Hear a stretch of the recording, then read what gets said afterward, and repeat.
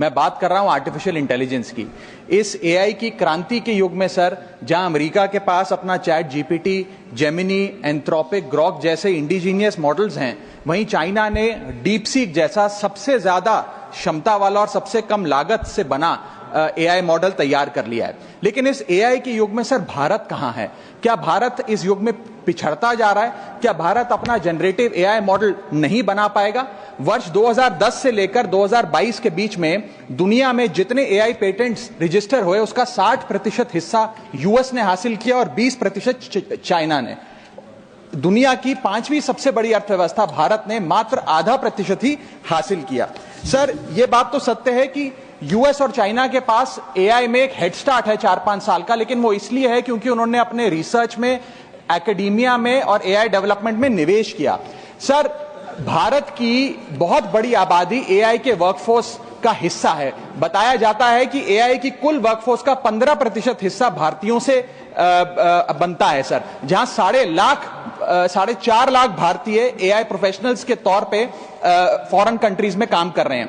Sir, India ranks 3rd in highest penetration of AI skills. इसका मतलब यह है सर कि भारत के पास प्रतिभा भी है, मेहनती लोग भी हैं, ब्रेन पावर भी है, डिजिटल इकोनॉमी भी है और 90 करोड़ से ज्यादा इंटरनेट यूजर्स भी हैं। लेकिन फिर भी कहीं ना कहीं आज भारत एआई का कंज्यूमर बन गया है, एआई का प्रोड्यूसर नहीं बन पा रहा।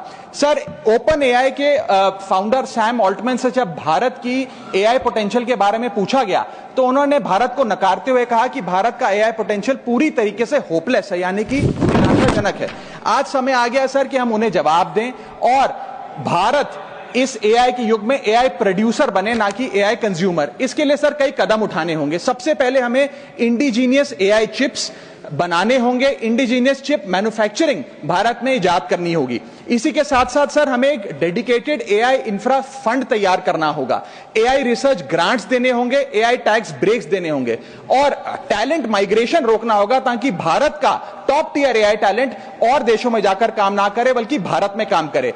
इसी के साथ साथ एआई के इंडिजीनियस स्टार्टअप्स जो हैं सर, उन्हें एक्सेस देना होगा large volume of existing data को, जो मेटा, माइक्रोसॉफ्ट और गूगल के पास है लेकिन भारत के पास नहीं है। और अंत में सर फाइनेंशियल इन्वेस्टमेंट हमें बढ़ानी होगी, जहां यूएस अपने जीडीपी का 3.5% एआई रिसर्च में खर्च करता है, चाइना 2.5%, वहां भारत मात्र 0.7% खर्च कर रहा है। सर, आने वाले काल में इस दुनिया पर वही राज करेगा, वही विश्व गुरु होगा जिसके पास एआई की ताकत होगी। इसलिए भारत को सर मेक इन इंडिया के साथ साथ मेक एआई इन इंडिया की ओर आगे बढ़ना होगा।